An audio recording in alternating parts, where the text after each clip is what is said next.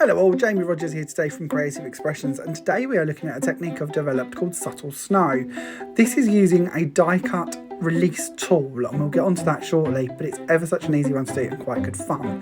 First of all, what I'm going to do is make up my background. So I'm using a large smoothie on top of a Creative Expressions blending mat, and I'm using Cosmic Shimmer Colour Cloud inks. I'm starting using Ocean Blue, and I'm going to be going on to using Spring Bluebell.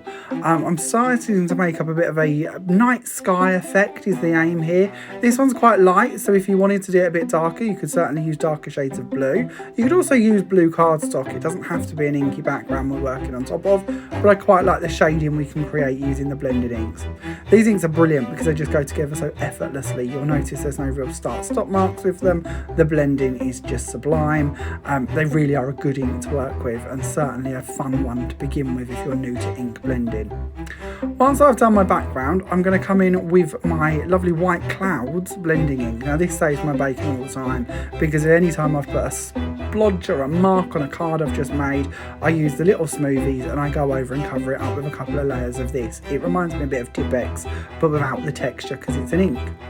Now once I've created my top clouds, which I just did with my small smoothies, I'm going to go in with my die cut release tool, and I'm using the roller element from this.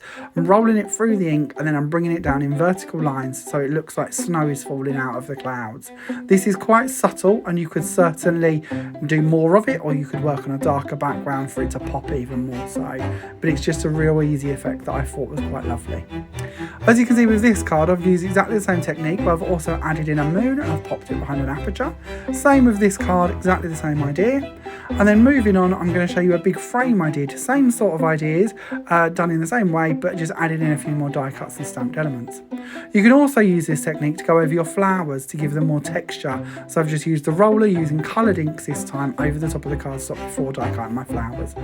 All of the products I've shared with you are of course available from all good Creative Expressions stockists.